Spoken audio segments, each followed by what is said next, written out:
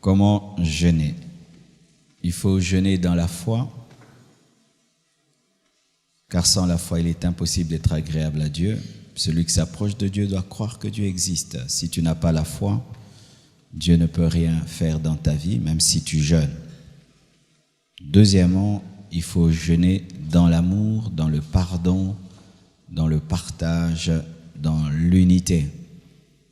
Et nous avons demandé à chacun de nous de faire des bonnes œuvres, mais pas seulement en état de jeûne, dans toute ta vie en tant que chrétien.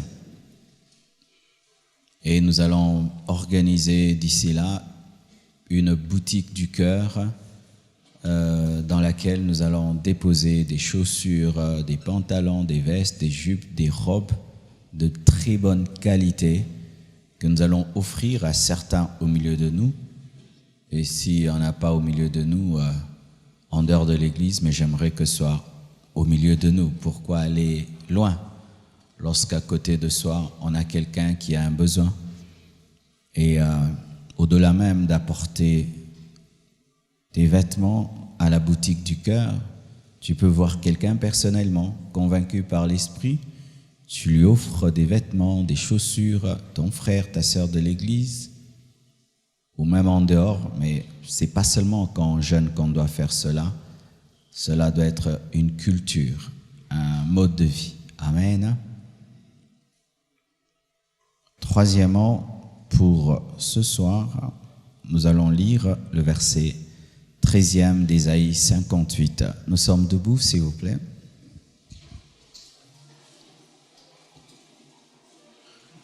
Comment jeûner? Ésaïe 58, verset 13. La Bible dit: « Si tu retiens ton pied pendant le sabbat, pour ne pas faire ta volonté à mon saint jour, si tu fais du sabbat tes délices pour sanctifier l'Éternel et le glorifier, et si tu l'honores en ne suivant point tes voies, et en te livrant pas à tes penchants et à des vains discours, alors tu mettras ton plaisir en l'Éternel, et je te ferai monter sur les hauteurs du pays. Je te ferai jouir de l'héritage de Jacob, ton père, car la bouche de l'Éternel est parole. Acclamons la parole.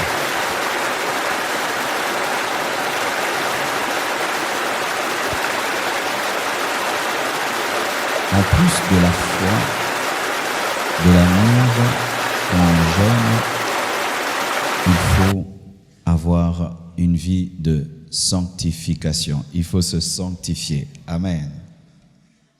Il faut se sanctifier. Si tu retiens ton pied pendant le sabbat pour ne pas faire ta volonté en mon saint jour, si tu fais du sabbat tes délices pour sanctifier l'Éternel. Tout enfant de Dieu sait que la main de l'Éternel n'est pas courte pour agir, et son oreille n'est pas dure pour entendre. Mais ce qui fait et qui met une séparation entre Dieu et nous, c'est le péché. Le péché. Je suis un prédicateur de la sanctification par appel, pas pour me démarquer, faire différent, montrer que moi je crains Dieu plus que les autres, que j'aime Dieu plus que les autres, pas du tout. Le Seigneur m'a parlé par une voix audible de prêcher le message de la sanctification. Mes frères et sœurs, sans la sanctification, personne ne peut voir Dieu dans son jeûne. Personne. Comment jeûner? Jeûner dans la sainteté. Pas seulement se priver de nourriture, se priver du péché. Se séparer du péché. Si dans ton jeûne, tu ne te sépares pas du mal, ton jeûne est sans efficacité, sans puissance et sans force. Qu'est-ce que la sanctification? La sanctification, premièrement, c'est une action de Dieu dans nos vies. Avant que tu ne te sanctifies, Dieu te sanctifie. On appelle cela la sanctification de position. C'est une sanctification donnée Par le fait seulement de croire en Jésus, Dieu te déclare saint. Mais il y a une deuxième sanctification. C'est la sanctification que toi tu recherches dans ton corps, dans ton âme et dans ton esprit. Lorsque tu crois en Jésus-Christ, automatiquement tu es saint. Et je n'ai pas à te dire de rechercher cette sainteté parce que tu l'as déjà par la foi. Mais il y a la deuxième sainteté qui est la démonstration de ta sainteté par la foi. C'est la sainteté par tes œuvres. Quelqu'un qui est réellement saint par la foi l'est aussi par ses œuvres. Car la foi te donne une nature de sainteté qui est manifestée par des œuvres de sainteté. Ainsi, pour être saint, il faut être saint. Ou pour se sanctifier, il faut être saint. Et saint, pas dans le terme utilisé dans la religion, c'est-à-dire quelqu'un sans défaut, mais il faut avoir la nature divine de sainteté en toi qui te rend capable de vaincre le péché. La sainteté a des niveaux. Il y a la basse sainteté, la moyenne sainteté et la plus haute sainteté. La sainteté a plusieurs compartiments. La sainteté a plusieurs motivations. J'aimerais vous enseigner le plus haut niveau de la sainteté. Lorsque on parle de l'être humain, il y a 3 sortes de sainteté. Comme Paul le dit, que le Dieu de paix vous sanctifie tout entier, esprit, âme et corps. Il y a la sanctification du corps, la sanctification de l'âme et la sanctification de l'esprit. La sanctification du corps est le plus bas niveau de la sanctification. Dommage qu'aujourd'hui dans les églises, la sanctification du corps est devenue le plus haut niveau où les gens se glorifient de ne pas pécher dans leur corps. Un bas niveau. Ça, c'est la maternelle de la sanctification. Se sanctifier dans le corps, se sanctifier en action est le niveau basique de la sanctification. Quiconque en est encore à se battre au niveau du corps est un bébé spirituel. N'est pas commettre l'adultère, n'est pas commettre l'impudicité, n'est pas s'enivrer, n'est pas fumer, n'est pas s'habiller indécemment, ne pas se battre. Ça, c'est le niveau le plus bas de la sanctification. Et donc, si tu n'as même pas ce niveau, mon frère, ma sœur, il y a à redire sur ta foi et sur ta marche avec Dieu. Car même, certains païens arrivent à se sanctifier dans le corps. Nous avons des païens qui sont vierges, chastes, par discipline seulement.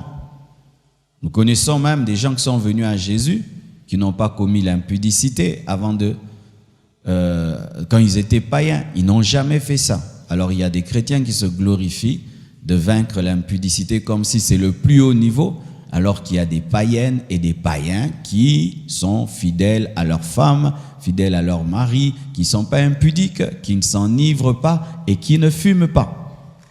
Amen. Hein? Moi, quand j'étais païen, j'ai jamais fumé. En tant que païen, j'avais décidé de ne pas fumer et j'ai pas fumé. Mais païen que j'étais, je n'étais pas adonné à l'alcool. Je me suis jamais enivré quand j'étais païen. Ainsi, mes frères et sœurs, si tu trouves que c'est extraordinaire que Dieu te demande de te sanctifier dans le corps, sache que tu te trompes. C'est facile. C'est facile. Parce que les païens aussi y arrivent. N'est-ce pas qu'il y a des païens qui ne sont pas homosexuels? Un païen, si tu lui proposes l'homosexualité, il peut te taper, mais il est païen. Mais comment il peut avoir des chrétiens homosexuels? et des chrétiennes lesbiennes, alors qu'il y a des filles païennes qui ne peuvent pas être des lesbiennes. N'est-ce pas que quand vous étiez des païens, vous n'étiez pas des homosexuels ni des lesbiennes? Même en tant que païen, tu peux dire à quelqu'un, ça c'est le péché, vrai ou faux? Alors mes frères, lorsque Dieu vous demande d'abandonner des tels petits péchés, ne pensez pas que c'est extraordinaire, parce qu'on n'arrive pas à abandonner un péché lorsqu'on trouve que c'est extraordinaire de l'abandonner. Ce n'est pas extraordinaire que d'être fidèle à sa femme, parce qu'il y a aussi des païens qui sont fidèles à leur femme. Mais sans le Saint-Esprit, par l'éducation, la culture et la décision. Vrai ou faux? Il y a même des acteurs de films qui font 45 ans, 50 ans avec leur femme. Tout le monde divorce autour d'eux, mais ils restent fidèles. J'en ai vu un à la télévision dernièrement. Malgré qu'il est entouré de divorcés, lui est fidèle à une femme de son enfance. Alors qu'un chrétien se trouve extraordinaire d'être fidèle, c'est la maternelle. C'est la maternelle, mes frères. Alors imagine que tu te battes encore avec les choses de la maternelle. Quand tu te bats encore avec les choses de la maternelle spirituelle, sache que tu es encore un enfant, et la Bible dit que tant que l'héritier est un enfant, il n'est pas différent d'un esclave. C'est pourquoi Dieu ne sait pas te confier ce qui t'appartient, parce que tu es encore un enfant qui se bat encore avec les péchés du corps. Tu es encore au niveau de demander à Dieu de t'aider à ne pas te battre, Alors qu'il y a des païens même qui ne se battent jamais. Tu peux l'insulter, jamais il ne peut en venir aux mains à cause seulement de l'éducation. Mais il y a des chrétiens qui se battent. À quel niveau es-tu? As-tu déjà dépassé rien que le niveau de la sanctification du corps? As-tu déjà dépassé ce niveau-là où pour le corps, c'est réglé pour toi. Tu n'as même plus à te battre. Tu ne sens pas ton corps être attiré par les péchés du corps. Les péchés du corps, la gloutonnerie. Il y a des païens qui ne sont pas gloutons. Ils sont disciplinés face à la nourriture. S'il dit je ne mange que des fruits, il ne mange que des fruits. S'il dit je ne mange qu'autant de grammes de viande, il ne mange qu'autant de grammes de viande. Vous voyez toutes ces stars qui gardent leur taille. Je connais une fille qui ne mange que des œufs toute sa vie pour gagner la taille, pour garder une belle taille, afin d'aller dans des robes et des beaux habits. C'est comme ça qu'elle gagne sa vie. Elle est païenne, mais elle est disciplinée face à la nourriture. Mais toi, tu es un chrétien, tu es encore dans la gloutonnerie. Tu t'imagines un chrétien qui est encore dans le domaine des péchés du corps, est encore très bas. Vous savez aussi qu'il y a des païens qui ne se masturbent jamais. Certains même se sont convertis, c'est seulement à l'église qu'ils ont entendu le terme masturbation. Même quand il était païen, jamais il ne s'est masturbé. Mais toi, tu es en Christ, tu es encore en train de lutter avec la masturbation. Tu t'imagines quel bas niveau tu as dans ta sanctification. Et maintenant, à un masturbateur, qu'est-ce que Dieu peut te donner? Il va t'amener où? Il va t'élever comment? Il n'a même pas où te toucher, te prendre pour faire de toi un grand homme. Mais tu demandes des grandes choses à Dieu, mais tu es encore au niveau de la maternelle. Je répète, mes frères, ne trouvez pas extraordinaire que de vous sanctifier dans le corps. Ne vous en glorifiez même jamais. Ça, c'est un nouveau converti qui peut se glorifier. Oh, je glorifie Dieu. Moi, je ne commets plus l'impudicité. Je me glorifie Dieu. Je ne me masturbe plus. Je glorifie Dieu. Moi, je suis fidèle à ma femme, à mon mari. Ça, ce sont les bébés spirituels. Quelqu'un qui a des années dans le Seigneur, il ne peut même pas parler de ça. C'est petit. C'est normal. Amen. Hein? C'est la vie chrétienne. Hein? Normal. Lorsque tu as une vie de sanctification dans le corps et tu la trouves extraordinaire, un jour, tu vas pécher. Tu vas pécher, pourquoi? Parce que tu vas dire, je suis fatigué de vivre dans l'extraordinaire, j'aimerais vivre dans l'ordinaire. Mais quelqu'un qui trouve que c'est normal, oui, par la grâce de Dieu, toujours, par la grâce de Dieu, tu resteras dans le normal. Mais quand tu trouves extraordinaire, tu chercheras un jour à quitter l'extraordinaire. Et alors imagine que tu quittes la maternelle, tu vas où maintenant? À l'école buissonnière. Alors mes frères et sœurs, sachez que là où vous trouvez que c'est extraordinaire, il y a des gens qui trouvent que c'est petit et c'est rien du tout. C'est parmi les choses qui m'aident dans la marche avec Dieu. De considérer d'autres personnes qui font facilement les choses que je trouve extraordinaires. Mes frères et sœurs, ce que toi tu appelles grande tentation, grande pression, grande faiblesse, il y a quelqu'un qui ne le fera jamais. Jamais de jamais. Il a 2 pieds, 2 mains, le sang, la tête comme toi. Il ne le fera jamais. Face à la même tentation que toi, il sera calme, il ne le fera jamais. Mais c'est un homme de la même nature que toi. Alors ne trouve pas normal que de pécher et de repécher en présentant des arguments. C'était trop fort, c'était insupportable. Archi faux. Il n'y a aucune tentation qui soit trop forte ou insupportable, car il est écrit dans la parole que Dieu est fidèle et il ne permettra pas que tu sois tenté au-delà de ta force. Au niveau du corps, dompter son corps. Dompter son corps toute une journée, du matin au soir, que ton corps ne commette pas le péché. C'est facile. C'est très facile. Amen. Hein? C'est très facile. Dites, c'est très facile. C'est très facile. Du matin au soir, ton corps, tu le gardes dans la sainteté. Oh, c'est très facile. Quand ça devient difficile, mes frères, c'est une maladie grave. Une maladie spirituelle grave. Que le Dieu de paix vous sanctifie tout entier. Alléluia. Corps, âme. Dans l'âme maintenant, on monte un peu. Se sanctifier dans l'âme est plus difficile que dans le corps. Pourquoi? Parce que l'âme, c'est le domaine de la pensée. L'âme, c'est le domaine de la volonté. L'âme, c'est le domaine des émotions. L'âme, c'est le domaine de la personnalité. L'âme, c'est le domaine du conscient, de la conscience. L'âme, c'est le domaine des émotions. Et là, ça devient compliqué. Mais là aussi, c'est possible. Car il est possible au niveau de son corps de se sanctifier, mais au niveau de sa pensée, de ne pas se sanctifier. Sachez, mes frères, qu'au dernier jour, Dieu ne jugera pas que les actions, il jugera même les pensées. La Bible dit que si tu regardes la femme de ton prochain pour la convoiter, avec la pensée de convoitise, pour Dieu, tu as commis cela. Parce que pour Dieu, la pensée est aussi importante que l'action. Dans l'âme, il y a la jalousie. Il y a des gens, ils font rien avec leur corps, mais ils sont jaloux. Quand tu es jaloux, tu ne tapes personne. Hein? Quand tu es jaloux, tu es jaloux, tu fais rien. Mais dedans, ce que tu ressens est un péché. Ressentir de la jalousie pour quelqu'un est un péché. Ressentir de la haine pour quelqu'un est un péché. De l'antipathie est un péché. Soupçonner l'autre dans ta tête est un péché. Est un péché. L'autre n'a rien fait. Tu le regardes seulement, tu déduis, tu conclus. C'est un péché. Avoir une volonté rebelle à Dieu, c'est un péché. C'est un péché. Refuser au-dedans de toi la volonté de Dieu, c'est un péché.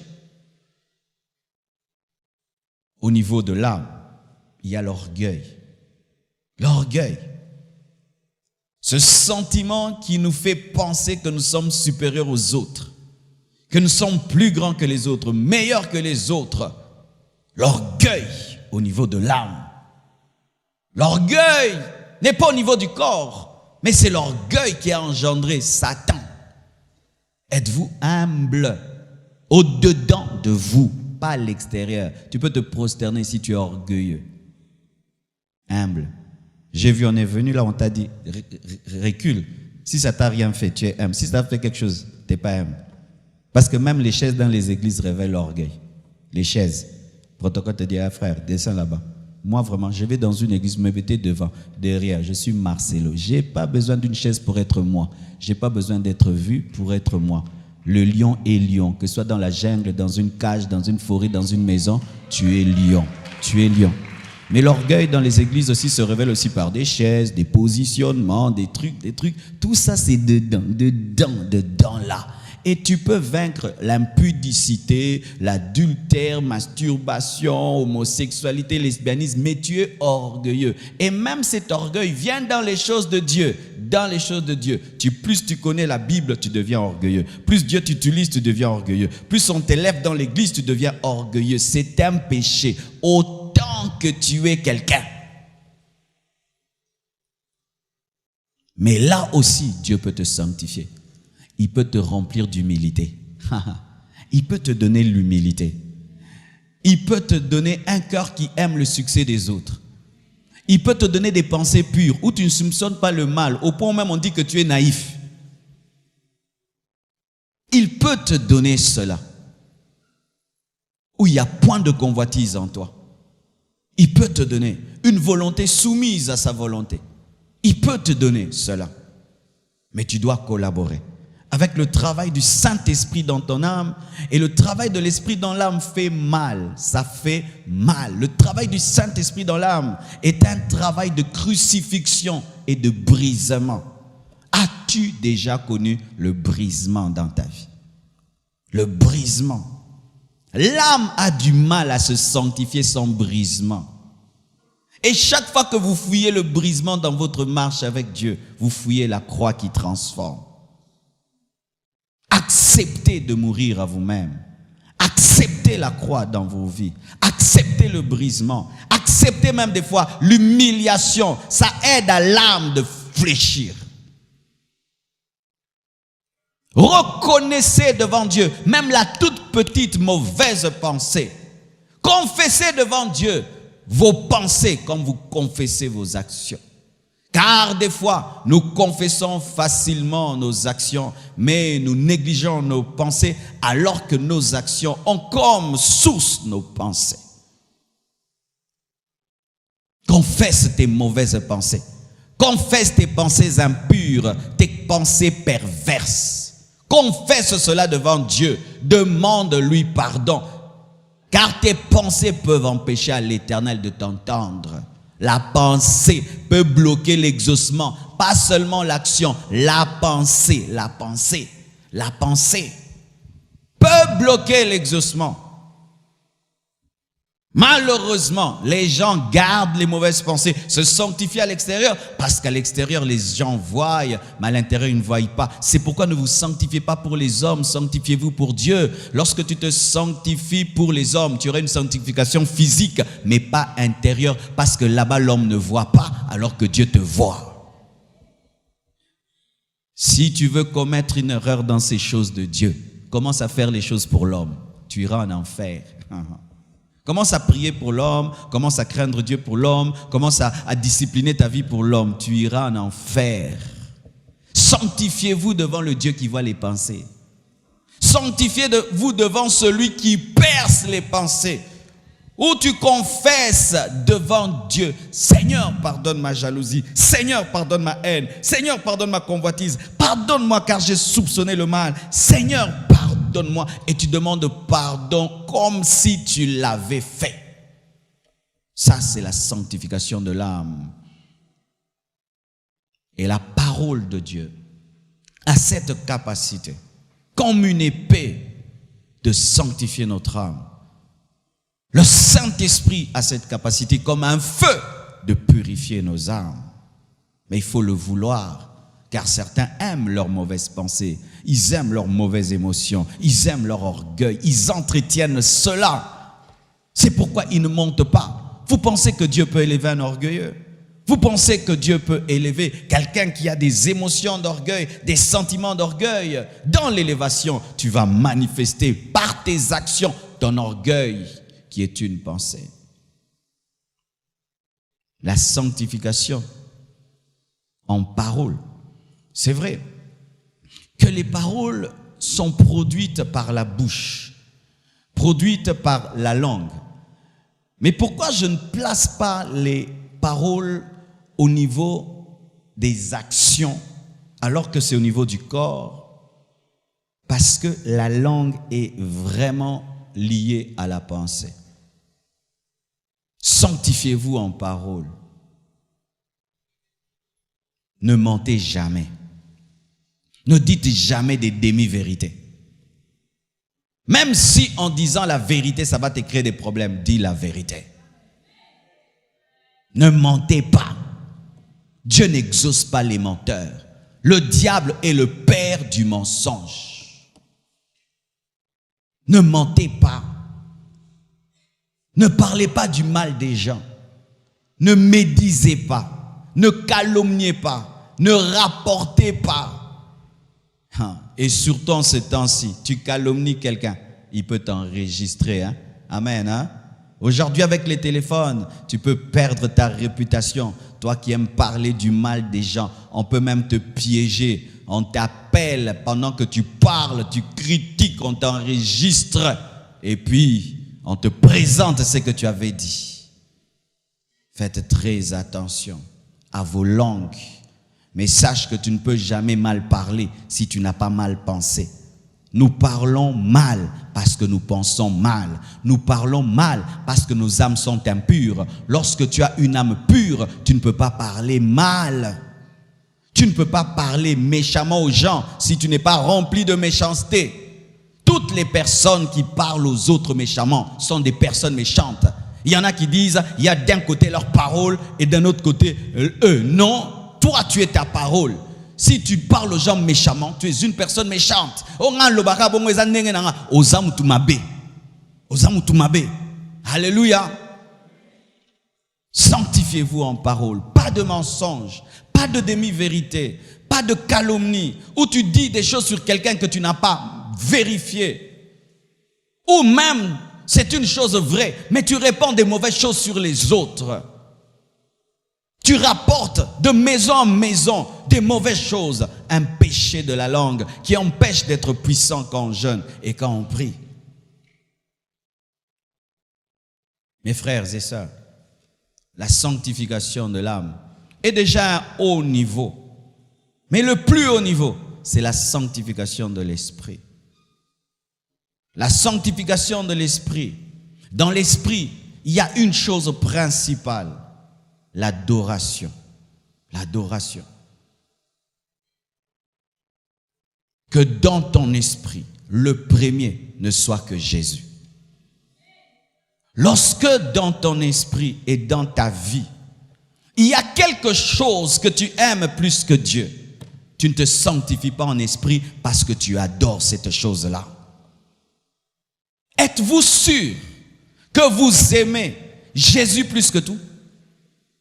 Êtes-vous sûr que Jésus est le premier dans vos vies? Es-tu sûr que ce n'est pas l'argent, ce n'est pas toi-même, ce n'est pas ta femme, ce n'est pas ton mari, ce ne sont pas tes enfants, ce n'est pas ta carrière? Car il est possible dans la vie d'aimer autre chose plus que Dieu. Et cela devient une idolâtrie. Est-il le premier dans vos vies? Tout ce qui prend la première place de Dieu dans nos vies est une idole dans nos esprits. Et lorsque tu veux te sanctifier en esprit, tu dois détruire les idoles. Tu dois détruire toute chose qui est aimée plus que Dieu. Lorsqu'une chose te sépare de Dieu, c'est une idole. Lorsqu'une chose prend la place de Dieu, ou une personne prend la place de Dieu dans ta vie, c'est une idole. Et tu n'as pas la sanctification au niveau de l'esprit. Frères et sœurs, ça, c'est parlant de l'être humain. Il y a aussi une autre sanctification. Lorsqu'on regarde le tabernacle, la sanctification du parvis, la sanctification du lieu saint et la sanctification du lieu très saint. Qu'est-ce que la sanctification du parvis? C'est la sanctification d'un grand groupe. Une sanctification de groupe, c'est celle-ci. Maintenant, ça c'est la sanctification du parvis. Cette sainteté que tu as maintenant, c'est la sainteté de parvis, le plus bas niveau encore. Se sanctifier dans un culte, c'est le plus bas niveau. Car même le sorcier maintenant, à moins qu'il envoûte, vraiment il est saint. Ici, personne n'insulte. Ici, personne ne se bat. Ici, personne ne vole. Ici, personne ne commet l'adultère. Tout le monde est assis et tout le monde écoute et dit Amen. Waouh, les saints. Et beaucoup de gens n'ont que cette sanctification-là. Quand il ne va pas à l'église, il pêche. Si on dit on n'aura culte qu'une fois par mois, il va abandonner Dieu.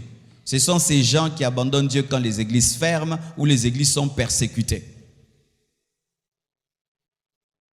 S'il n'y avait pas ce groupe, vivrais-tu dans la sainteté? Si on fermait les églises pendant une année et chacun doit prier à la maison, quand on ouvrira les églises, sortiras-tu saint ou ayant abandonné Dieu? Ta sanctification, les vêtements que tu portes, ce ne sont pas tes vêtements, ce sont les vêtements du culte. Le vrai toi ne s'habille pas ainsi. Tu t'es habillé ainsi parce que tu viens à l'église. Donc tu ne t'habilles pas pour Dieu, tu t'habilles pour l'église. Ainsi, il y a des sœurs, à l'église, elles s'habillent correctement. Mais tu la rencontres en cours de route, tu ne peux imaginer. J'ai rencontré des sœurs de l'église, de loin déjà, je lui ai montré, ne t'approche pas. Ne crie même pas pasteur. Je ne suis pas pasteur d'une prostituée. Mais c'est ce que nous faisons. Nous avons les habits de l'église et les habits pour aller au travail. Les mêmes portent des mini au travail, mais dimanche portent des longues robes. Les mêmes s'habillent n'importe comment dans leur quartier, mais dimanche s'habillent correctement. Des fois même, je regarde à la chorale, lorsque vous répétez, maintenant je bénis Dieu, vous vous habillez mieux. C'était terrible de venir à une répétition de la chorale. Les sœurs très mal habillées, parce que c'est la répétition.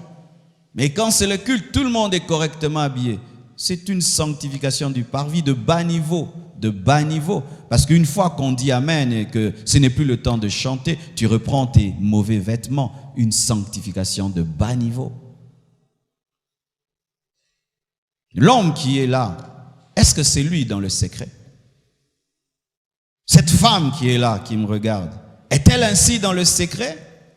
C'est ici que vous manifestez la douceur de vos voix. Un jour, alors qu'une sœur était en train de prier, il fallait écouter comment elle parlait à Jésus avec douceur. Et quelqu'un a dit, oh, si tu pouvais me parler aussi comme ça. C'est ici que notre douceur se manifeste. Notre gentillesse, notre galanterie, nos s'il te plaît, pouvez-vous et tout le reste. Mais quand on dit Amen, il faut entendre comment les gens se parlent après le culte, comment ils se répondent après le culte. Comme si Dieu est parti. Sainteté de parvis. Sainteté de parvis. Et vous savez, quand les gens deviennent religieux, ils n'ont que la sainteté de parvis. Lorsque nous étions de l'autre côté, c'est ce qu'on faisait. Du lundi au samedi, tu es un pécheur. Et même, tu peux sortir de la boîte dimanche matin et puis tu vas à l'église. Et là, tu vas te communier. Et là, tu te marches comme un saint. Mais tu reviens d'une boîte. Et aujourd'hui même, dans les églises de réveil, nous avons de telles personnes qui ne ratent jamais le culte. Même s'il a dormi en boîte, il ne rate jamais le culte. Sainteté de parvis. Dans le parvis, mes frères, il y a tout le monde. Les serviteurs de Dieu, les païens, les animaux.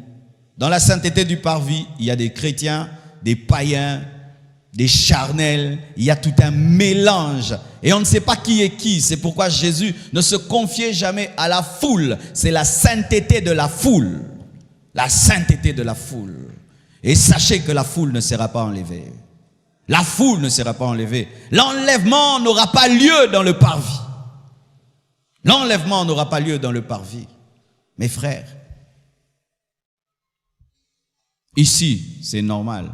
C'est pourquoi des fois vous commettez l'erreur de croire que lorsqu'il y a un frère qui vient souvent à l'église, donc il est frère, vous faites des affaires avec lui et puis vous escroquez. Tu vois un frère à l'église souvent, tu dis je vais l'épouser, je le vois souvent. Tu ne connais pas sa spiritualité personnelle, mais parce que tu le vois dans le parvis et tu l'épouses et tu es étonné quand tu l'épouses, c'est un païen. Oui, dans le parvis, on trouve des païens qui viennent à l'église, on épouse des païennes qui viennent à l'église. Détrompez-vous. Détrompez-vous, c'est pas parce que ce frère-là est ici depuis que le jeûne a commencé qu'il est réellement chrétien. Non, il peut être là comme un ramassis et qui te rassure même qu'il jeûne. Mais oui, mais il y a d'autres qui jeûnent et d'autres qui mangent, non? Vrai ou faux?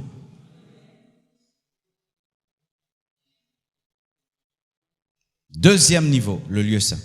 Dans le parvis, il y a beaucoup de gens et n'importe qui est là. et c'est éclairé par le soleil, une lumière naturelle, sans effort. C'est le lieu de la facilité. Les gens n'ont pas de discipline, ils aiment une vie chrétienne facile, une vie chrétienne d'apparence. Certains même, ils pensent qu'aller à l'église amène au ciel. Aller à l'église n'amène pas au ciel. Aller à l'église te permet d'entendre la parole qui amène au ciel. Et tant que tu ne la pratiques pas, même si tu viens à l'église, tu iras en enfer. Et certains, et dans le parvis, on présente le pasteur au lieu de présenter Jésus. Quand tu dis, est-ce que tu es sauvé? Oui, mon pasteur, c'est le pasteur Marcelo. On t'a dit, est-ce que tu es sauvé? Tu présentes le pasteur. Je ne sais même pas où se trouve le paradis pour t'y amener. Amen. Deuxième niveau, la sainteté du lieu saint. Au niveau du lieu saint, il n'y a que des serviteurs, des Lévites. Et il y a un petit groupe. Et il y a une lumière qui est allumée sur le chandelier. Là, on devient davantage spirituel. C'est la sanctification dans les départements. C'est la sanctification dans l'intercession, à la chorale, au protocole. Président des jeunes, président de ceci, président de cela, ouvrier. Mais ça aussi, ce n'est pas un haut niveau. Je connais des gens, si seulement tu lui dis de ne plus faire un travail à l'église, il abandonne Dieu. Et là même, j'aimerais faire une parenthèse, mes frères. Je suis étonné dans cette église, quand tu suspends quelqu'un, il quitte l'église. Mes frères, mais quand vous venez à l'église, il faut vous préparer à être suspendu aussi. Je peux vous suspendre. Je peux te suspendre, je te suspends. Nous, on nous a suspendus, on allait à l'église. Les collaborateurs d'aujourd'hui sont insuspendables. Si tu le suspends, il quitte. Quitte, va-t'en, tu es un rebelle, ne reviens plus. Amen, hein? Quels que soient vos talents et vos potentiels, je peux vous suspendre. Et je ne me suis pas entendu avec vous que je ne vous suspendrai jamais. Tout le monde est suspendable, même moi-même. Même moi-même. Je mène une mauvaise vie, on doit me faire asseoir. Je suis indigne de prêcher. Maintenant, toi, on ne va pas te suspendre. Et il suffit seulement qu'on te dise, frère, ne fais plus. Tu abandonnes Dieu. Tu vois, la sanctification du lieu saint. Chers collaborateurs, chers ouvriers à l'église, si ce qui te maintient en Dieu, c'est ton va-et-vient à l'église, fais très attention. Tu n'es pas spirituel. Tu n'es pas spirituel. Les hommes spirituels, on le reconnaît quand il n'a rien même à faire à l'église, mais il craint Dieu. Pas pour l'œuvre, mais pour Dieu. La sanctification liée au service est un bas niveau. C'est la sanctification de Marthe.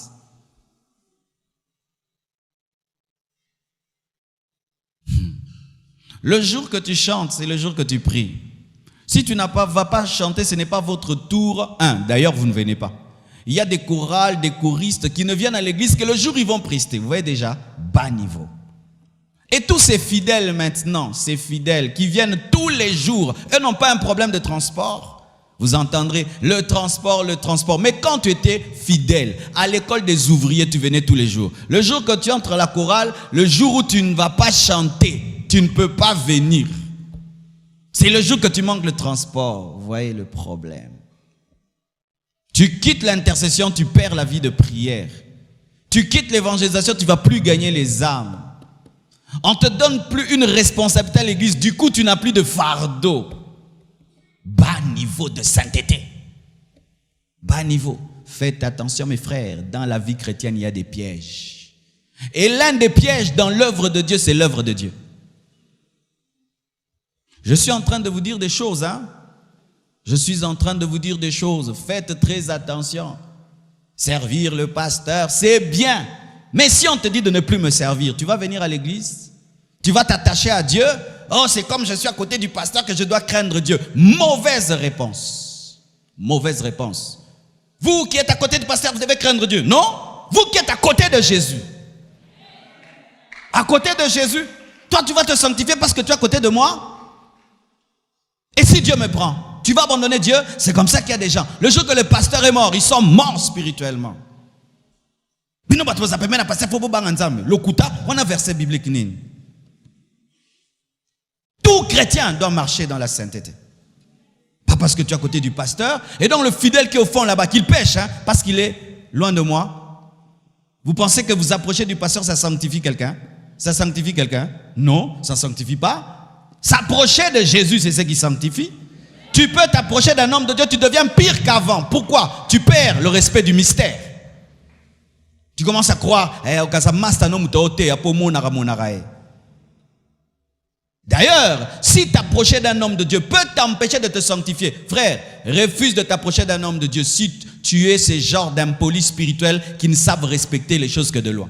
Car il y a des gens qui ne respectent les hommes de Dieu que de loin. Si tu es loin de lui, il te respecte. Si seulement tu l'approches, il ne te respecte pas. Comme il te voit manger, il te voit rire, il pense que tu es un homme ordinaire et il ne peut pas avoir l'onction de Dieu sur toi. Là, il faut t'éloigner parce que sans mystère, la parole ne te touche pas. Je ne suis pas ton ami qui te prêche. Je suis l'homme de Dieu qui te parle. Et je peux rire avec toi. Je monte à la chair, tu me respectes. C'est ainsi que Myriam a attrapé la lèpre parce qu'elle a vu son frère Moïse au lieu de voir le prophète Moïse. Amen, hein?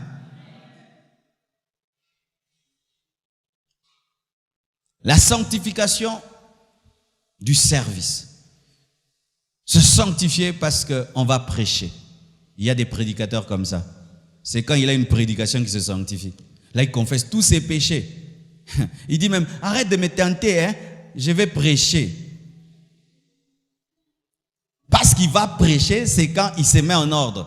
Donc, lundi, il va pécher parce qu'il a déjà prêché dimanche. Et je vous dis, c'est monnaie courante au milieu des prédicateurs. Il vit dans le péché jusqu'à ce qu'on lui donne un message.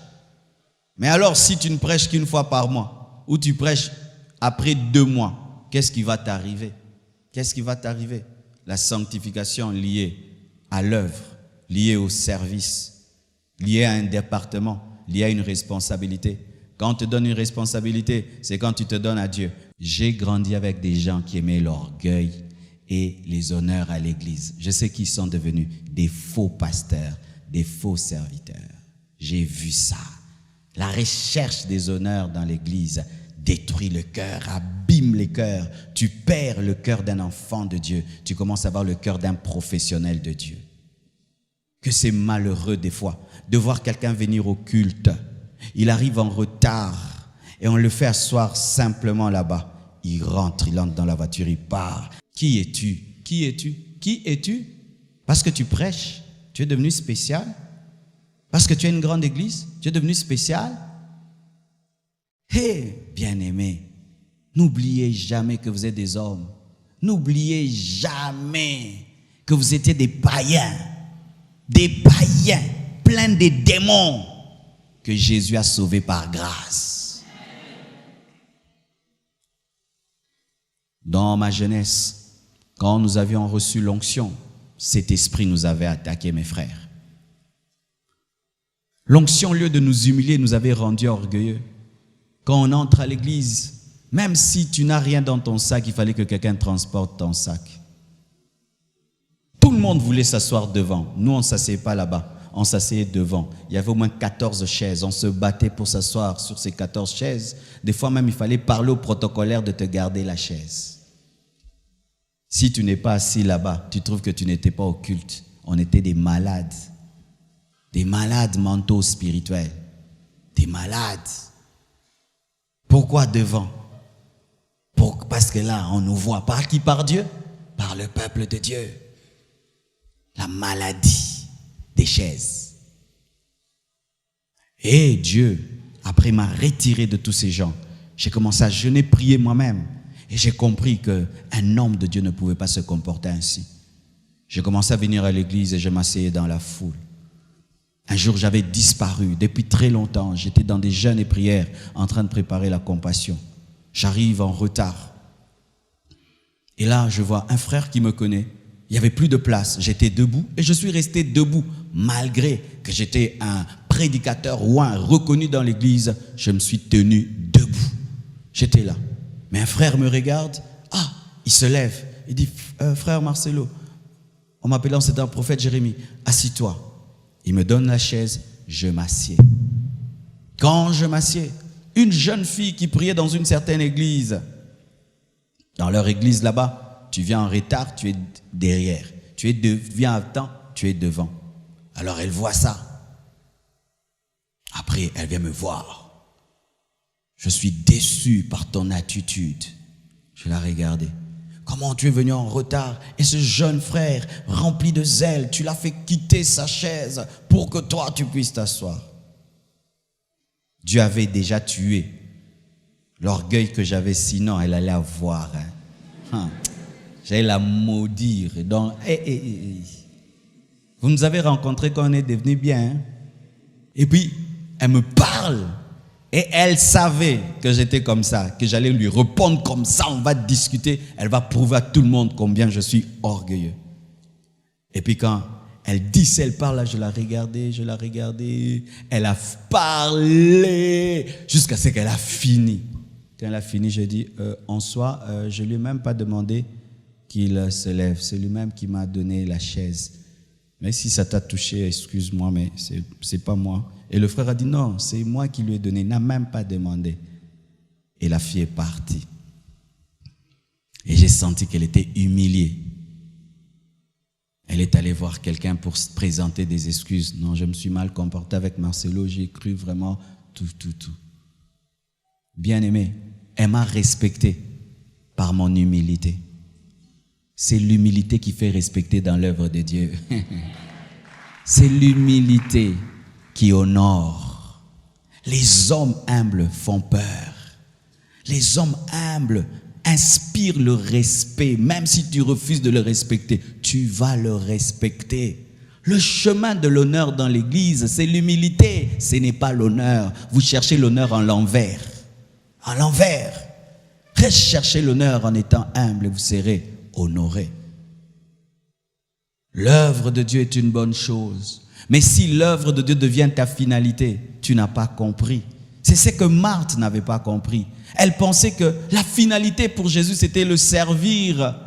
Elle pensait que la finalité pour Jésus, c'était quelqu'un qui fait des choses pour lui, le nourrit et prépare pour lui, s'occupe de son travail. Elle ne connaissait pas Jésus. Tu peux servir Jésus sans le connaître. Oui, mon frère, tu peux prêcher, chanter, faire le protocole, plein de choses à l'église. Tu ne le connais pas. Marthe ne connaissait pas Jésus, mais Jésus était dans sa maison. Elle préparait la nourriture d'un inconnu. Elle s'agitait dans la cuisine pour quelqu'un qu'elle ne connaissait pas. Et des fois, nous sommes comme des hamsters. Vous connaissez les hamsters? Ce sont des petits animaux là qui bougent beaucoup, qui bougent tout le temps. Et des fois, nous voulons tout le temps faire des choses pour Dieu. Faire. Même quand Dieu dit, reste calme maintenant, cherche-moi. Faire. Nous aimons tellement servir Dieu que nous pensons que c'est ça la finalité. Alors que ce n'est pas le cas. Ce n'est pas le cas. La finalité, c'est quoi? C'est dans le lieu très saint. Et là, on est seul. Et là, il n'y a même pas de lumière artificielle, ni du soleil, ni d'une lampe. Il n'y a que la lumière engendrée par la présence de Dieu lui-même. Une lumière engendrée par l'intimité. Ça, c'est le plus haut niveau de la sainteté. C'est lorsque tu te sanctifies pour Dieu. Pas pour son œuvre, ni pour le groupe. Tu as une sanctification personnelle que tu es prêt à garder, même si le groupe abandonne, même si le département abandonne. Car dans un département, des fois, une rébellion peut entrer. Tout le monde est dedans. Toi, tu dis non, moi, j'entre pas. Et tout le monde est contre toi. Tu dis non, ce que vous faites est mal. Je n'entre pas dans vos groupes. As-tu une sainteté par rapport à Dieu? La sainteté que Joseph avait, qui lui a permis, dans une maison vide, de voir l'œil de Dieu et refuser de prendre la femme d'autrui. C'est parce qu'il avait conscience de Dieu même dans le secret. La sanctification du lieu très saint, c'est la sanctification que tu as quand il n'y a personne, quand ta femme n'est pas là. Je voyage, je vais dans des endroits loin. Ma femme n'est pas là. L'église Compassion n'est pas là. Personne ne sait que je suis pasteur. Tu habites un hôtel terrible. Personne ne sait, sauf les gens qui t'ont déposé. Et ils te déposent rien que la nuit. Et ils repartent, ils viennent te prendre la nuit. Et tu as tout ce que tu peux faire. Personne ne saura. mais j'ai conscience que Dieu est là. Beaucoup d'hommes vont en mutation, ils commettent des choses quand ils rentrent, des épaves. La femme ne sait pas, lui-même sait ce qu'il a fait en mutation parce que sa femme ne le contrôlait pas. Toi qui te sanctifies parce que ta femme te contrôle, les jours que tu seras muté, les jours que tu seras ailleurs sans elle, toi qui te sanctifies parce que ton mari est toujours derrière toi, le jour que tu vas voyager sans lui, toi qui te sanctifies parce que le pasteur le saura, et le jour que tu iras dans un pays où il n'y a pas l'église Compassion. La sanctification du lieu très saint, c'est la sanctification de l'épouse. La sanctification du parvis, c'est la sanctification de la foule. La sanctification du lieu saint, c'est la sanctification du serviteur. Mais Jésus a dit, je ne vous appellerai plus serviteurs. Je vous appellerai mes amis. Et lorsqu'il évolue, il dit, épouse. C'est la sanctification de l'épouse. Et qu'est-ce qui est important pour un époux? Le service rendu de sa femme ou la communion avec sa femme. Dans ma jeunesse, comme j'étais célibataire, les sœurs se battaient pour que je les épouse. Chacun avait sa stratégie. Une est venue avec la stratégie de quoi? De balayer ma maison, d'essuyer tous mes meubles. C'était ça sa stratégie. Elle ne me parle pas, elle ne me cause pas. Elle balaye, elle essuie, elle balaye, elle nettoie tout. Et puis après, elle s'assied, fatiguée, transpirant. Et puis je la regarde, je dis, waouh, ça se fera une bonne domestique celle-là. Moi, j'avais besoin d'une femme qui me fait rire, d'une femme qui me cause avec moi, avec la charge du ministère. J'avais besoin d'une femme, quand je rentre à la maison, elle me fait rire, elle me fait parler, elle me fait blaguer, elle me fait rire. Et quand j'ai rencontré Blanche, c'est l'une des choses que j'aimais en elle. Quand elle venait me voir, elle me faisait rire. Elle me faisait rire, elle me faisait rire. Jusqu'aujourd'hui, elle me fait rire, elle me détend. Parce que la charge que j'ai de l'église là, si je mets maintenant une femme maintenant qui me coince, AVC.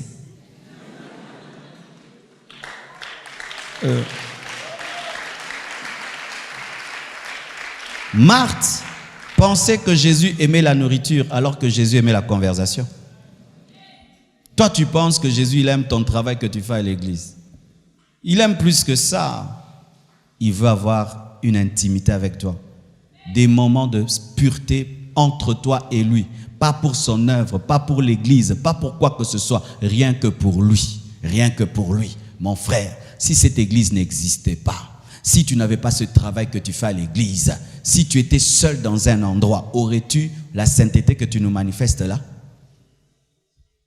D'ailleurs, j'aimerais vous dire, les gens qui ont la sainteté du lieu très saint se sanctifient mieux quand ils sont seuls. Les gens les embrouillent. C'est pourquoi certains habitent des monastères.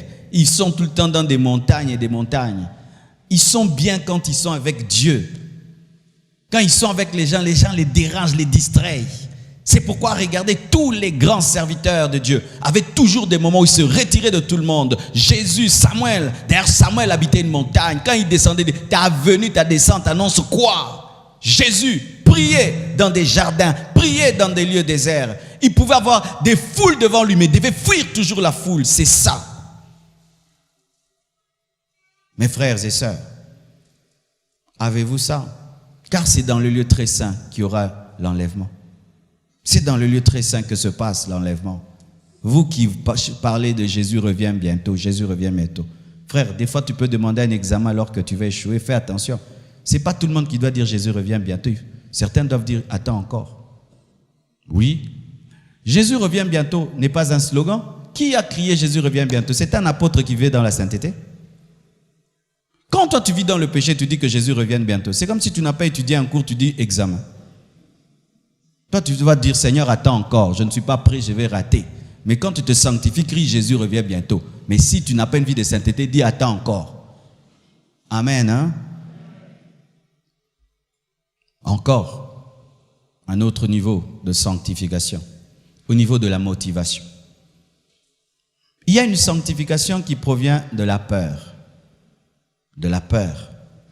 J'ai peur d'échouer. C'est pourquoi j'abandonne le péché. J'ai peur de perdre l'onction. J'abandonne le péché. J'ai peur de rater les promesses de Dieu, j'abandonne le péché. J'ai peur d'aller en enfer, j'abandonne le péché. Un bas niveau encore. Il fut un temps, je prêchais ça, je reconnais. Je prêchais aux gens de se sanctifier pour ne pas aller en enfer. Je le prêche encore, mais comme un certain niveau, mais pas le plus haut niveau. Vous tous qui êtes ici, qui fouillez le péché parce que vous avez peur d'aller en enfer, sachez que c'est la maternelle dans les choses de Dieu. Vous tous ici, qui vous sanctifiez parce que vous avez peur que des démons entrent en vous, c'est un bas niveau. Vous tous qui vous sanctifiez parce que vous avez peur de la malédiction, du jugement de Dieu, vous avez peur du scandale, vous avez peur que votre réputation soit détruite, vous avez peur de deux, un bas niveau, un bas niveau. Malheureusement, beaucoup de gens sont au niveau de la sanctification parce qu'ils ont peur du scandale. Mauvaise motivation.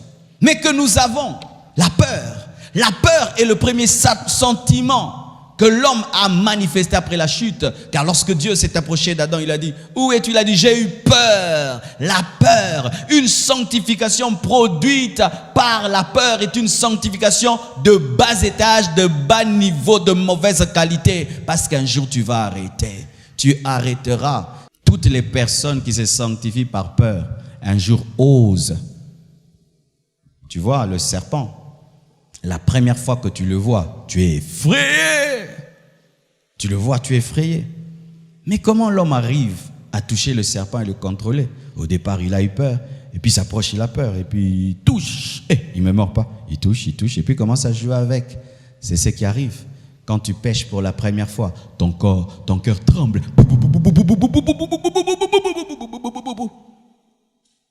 Tu pêches la deuxième fois. La troisième fois. 4 fois. Bou, bou, bou. 5e fois. Bou, bou, bou. 6e fois. Bou. 7e fois. Hello, T. C'est ça. Tu vois, quelqu'un, il pêche, il te regarde. Pas de pleurs, pas de remords, rien du tout. Habitué à pécher. Habitué à pécher.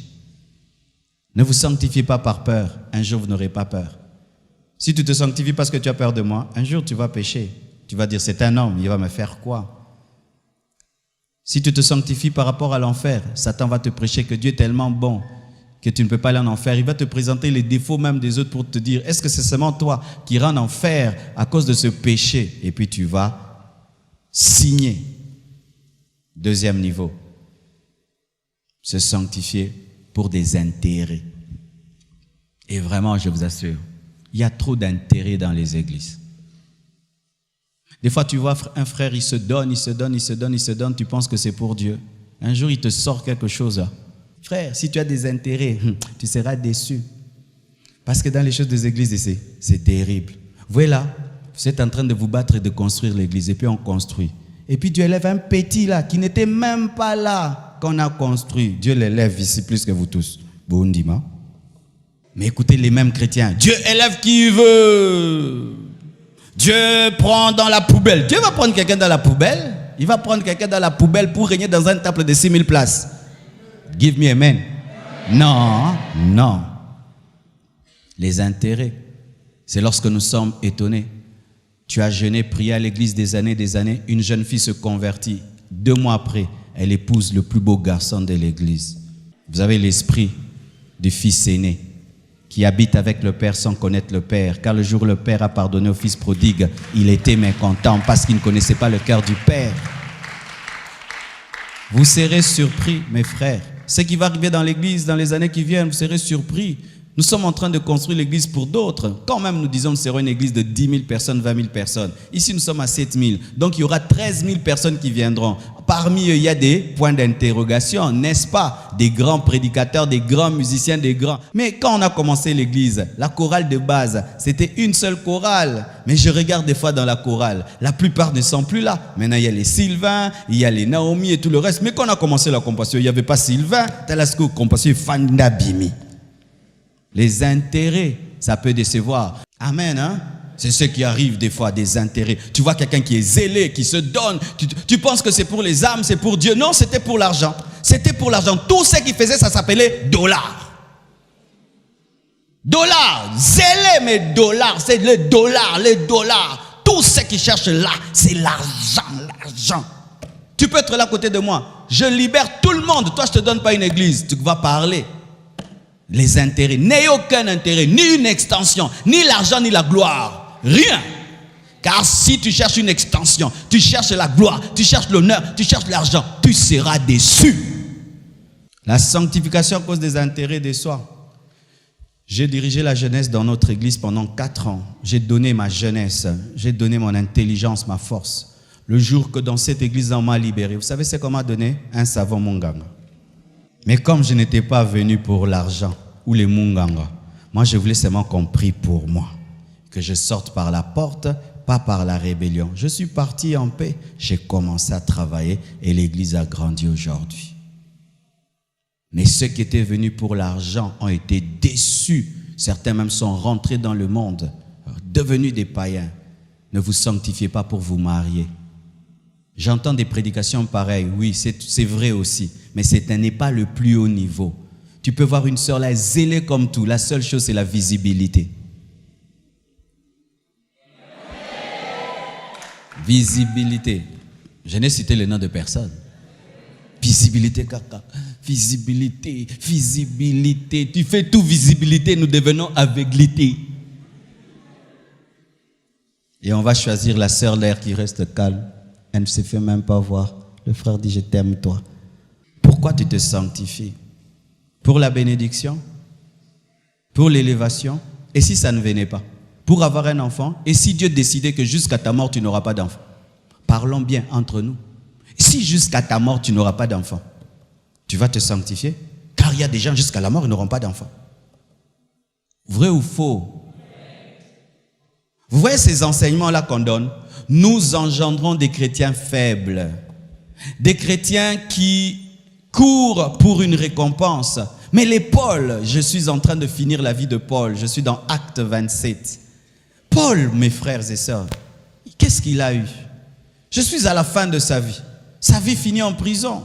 Le grand Paul a fini sa vie en prison, pas dans une villa. Le grand Paul a fini sa vie dans une prison. Les gens qui devaient être des milliardaires, les Paul, maintenant nous prêchent l'évangile que crains Dieu pour être béni. Oui, bas niveau. Dieu bénit quand on le craint. Mais si c'est ça la motivation, mes frères, peux-tu supporter l'épreuve d'Abraham pendant 25 ans, tu n'as pas d'enfant? 25 ans, des couples qui divorcent parce qu'ils n'ont pas d'enfant. Vous savez pourquoi ils divorcent parce qu'ils n'ont pas d'enfant? Parce que leur sanctification, c'était pour être béni. C'était pour être béni. Car si tu ne te sanctifies pas pour être béni, tu ne peux pas abandonner ta femme ou ton mari parce que tu n'as pas d'enfant. Pourquoi les chrétiens rentrent dans le monde lorsqu'ils reçoivent des propositions du diable touchant l'occultisme, entrant dans la magouille? Pourquoi? Ils se sanctifient pour avoir quelque chose. Si tu te sanctifies, tu auras, oui, bon message, mais pas parfait message. Car Jésus a promis même la persécution, le rejet, l'abandon. Ça fait partie de la Bible. Subir l'injustice à cause de ta foi, ça fait partie de la Bible. Rater certaines occasions parce que tu es chrétien, ça fait partie de la Bible. Souffrir pour sa foi, ça fait partie de la Bible. Je connais un grand homme de Dieu de ce monde. Parmi les grands, il n'a pas d'enfant. Il n'a pas d'enfant. Il n'a pas d'enfant. Parmi les grands prédicateurs de ce monde, il n'a pas d'enfant. Il sert Dieu avec joie. Il prend soin des enfants des autres. Pourquoi? Il ne sert pas Dieu pour la bénédiction. Mais toi, tu aurais dit, avec tout ce que je fais pour toi, Seigneur, c'est comme ça que tu me récompenses? Mon pasteur avait un enfant malade, il pourrissait, sa fille pourrissait. Il fait ça, vous tous vous tombez, il trace une ligne, personne ne peut passer, vous tombez. Il se lève, vous tous vous tombez, mais sa fille pourrit. Elle dégage l'odeur de la pourriture. Il prie pour elle. Chaque fois qu'il y avait des grands hommes de Dieu dans l'église, il demandait qu'il prie pour sa fille. Sa fille a pourri jusqu'à mourir. Ce jour-là, je regarde mon pasteur. On enterre son enfant samedi. Dimanche, on se dit, il ne va pas prêcher. Dimanche, il monte à la chair. Ce jour-là, je l'ai regardé. Il m'a prêché beaucoup de choses que j'ai même oubliées. Mais je n'ai jamais oublié son attitude et son comportement. Il s'est tenu debout. Il a cité le nom de sa fille, j'ai oublié son nom. Il a dit, ma fille est morte. Elle m'a précédé au ciel. Mais Jésus ressuscite les morts encore aujourd'hui. Un, il a révélé qu'il croyait en l'éternité. Deux, il a reconnu que c'est Dieu qui est le maître des temps des circonstances. Trois, il a reconnu que la parole de Dieu demeure puissante même si la puissance de la parole ne s'est pas manifestée dans sa vie. Il n'a pas changé sa doctrine à cause de sa tragédie. Où tu prêches le Dieu fidèle, le jour que tu vis un drame dans ta vie, sa fidélité. Non, il reste fidèle, même si moi je n'ai pas compris. Ça, c'est connaître Dieu. Mes frères et sœurs, si l'église de Chine a tenu, c'est parce que c'était des gens à qui on n'a pas prêché de se sanctifier parce qu'ils seront bénis. Cette église est née dans la persécution où on les tuait, on les jetait en prison. Mais aujourd'hui, c'est parmi les plus grandes églises dans le monde. Pourquoi? C'était des chrétiens 4x4. Nous, on a des chrétiens de la ville, des chrétiens de bénédiction. C'est tout ce que tu recherches. J'ai vu des gens se sanctifier seulement que pour voyager. Tout ce qu'il fait, ça s'appelle voyage. Tout, son zèle, abandonner le péché, jeûner, prier, tout ce qu'il fait, offrande, c'est seulement voyage. Et puis il voyage, il va en Europe, là-bas il abandonne Dieu. Il abandonne Dieu. Se sanctifier parce que Dieu bénit, c'est facile. Ou même te sanctifier parce que Dieu t'a fait du bien, c'est facile. J'aimerais bien aussi quelqu'un qui me fait du bien, mes frères. Tu m'aimes parce que je te fais du bien? Oh, c'est normal. Mais le plus haut niveau de la sanctification, c'est se sanctifier par amour, sans intérêt et sans peur. Tu n'as peur de rien et tu ne cherches rien. C'est ça le plus haut niveau. Pourquoi tu as abandonné le péché? J'aime Dieu. Pourquoi tu te donnes comme ça à l'église? J'aime Dieu. Pourquoi tu jeûnes beaucoup comme ça? J'aime Dieu. Pourquoi tu ne te comportes pas comme les autres? J'aime Dieu. Mais pourquoi tu as arrêté de vivre comme tu vivais? J'aime Dieu.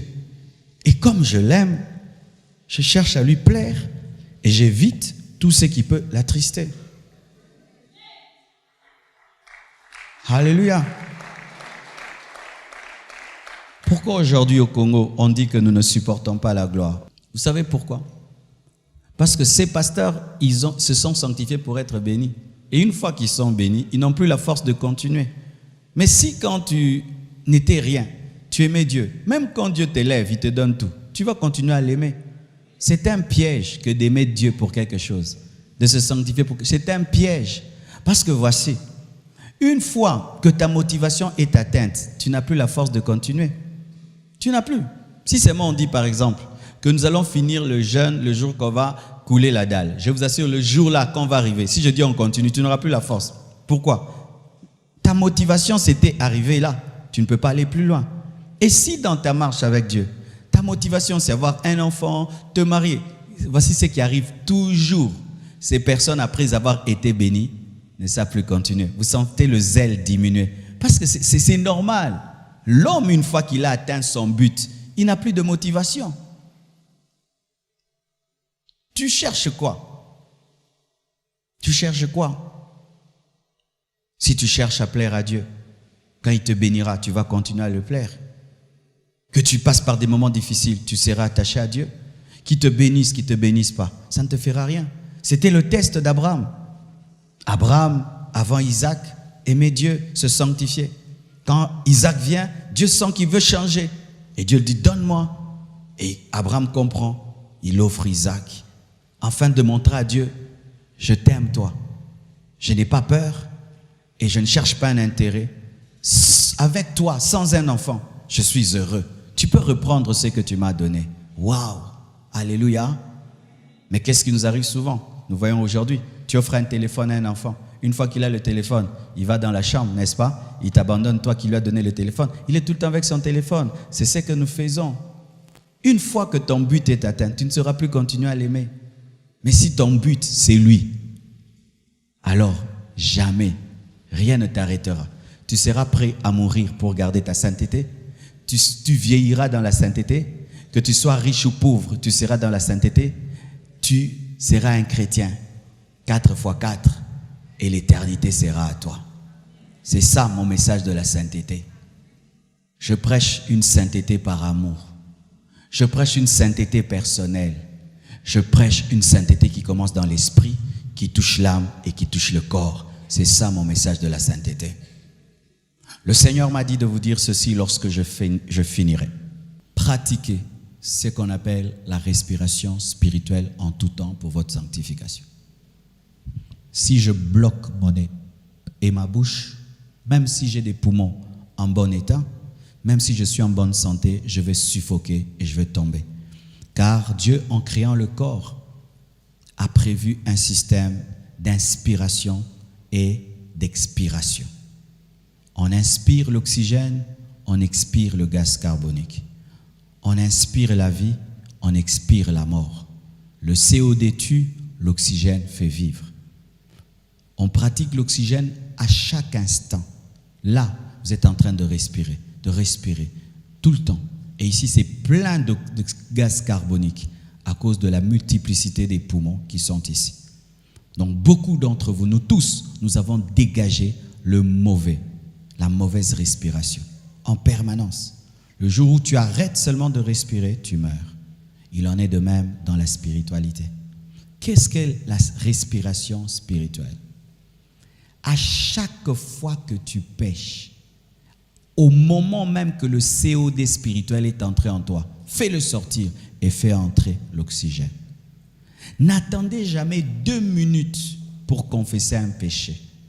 Confessez le péché à l'instant où vous le commettez.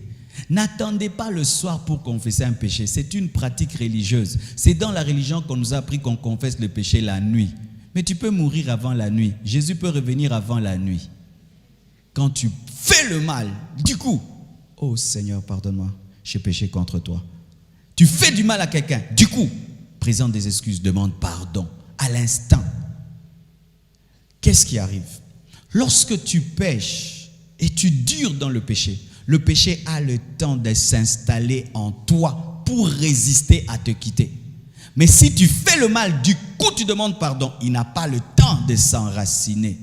Satan ne veut pas seulement que tu pêches, il veut que tu demeures longtemps dans le péché pour qu'il ait le temps de s'enraciner. Et quand tu voudras en sortir, ça devient maintenant une lutte. Pratiquez la respiration spirituelle. Amen. Hein? À l'instant où tu fais le mal, en parole, en pensée, en action, repens-toi à l'instant. Que Dieu